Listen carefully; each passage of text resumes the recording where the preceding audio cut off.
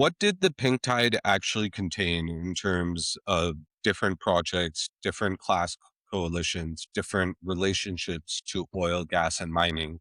And what is flattened when it's treated as one unified left term? Yeah, I think a lot, and that I suppose shows the weakness of a term which was really more a sort of a journalistic sort of term than a very serious political term.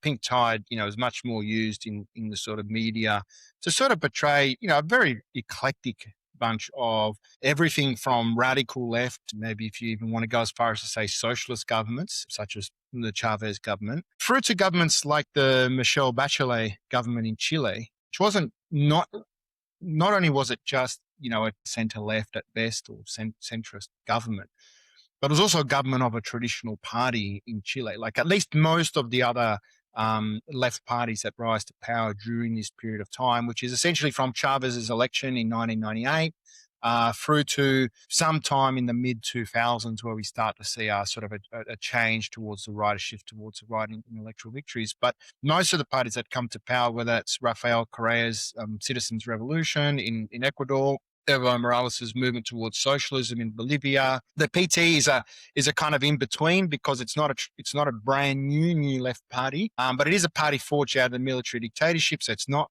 that old. It arises in the 80s, and it's only for the first time that it comes into power under Lula da Silva. So like I said, it's quite eclectic. So it really that's why the pink.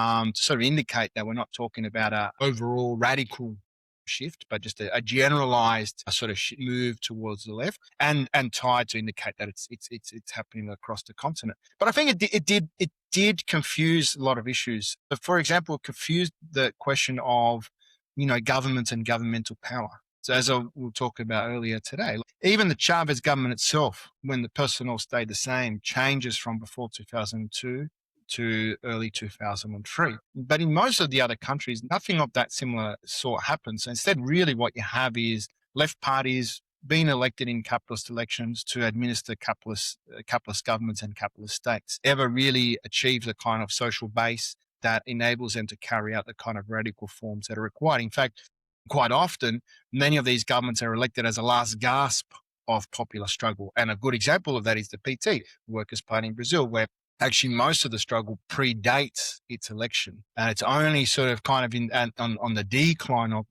the social movements that the PT finally achieves the electoral victory that it fought so hard for something like 20 years. So all of that gets flattened. All of that sort of gets mistaken with the idea that really the only thing that's important is the question of election of left parties into government, but it doesn't take any consideration, A, who are these left parties? What are their actual political projects beyond just a vague identification with the left? And as I've said, that varies from everything from Chavez's program that would later become 21st century socialism through to the traditional Socialist Party in Chile, who had been in government many times before, and had never done any radical reforms during its time in government.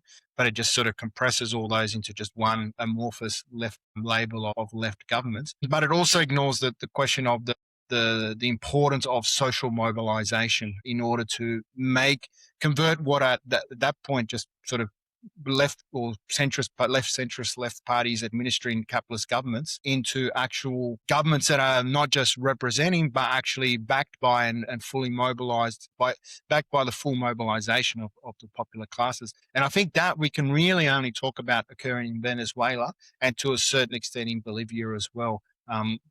Where we do see the election of the Evo Morales government lead to some very intense confrontations that happen afterwards. But this doesn't really happen elsewhere. So, I think these are just some of the problems with that term. Although, as I said, it served a journalistic purpose, and I could see why people use it.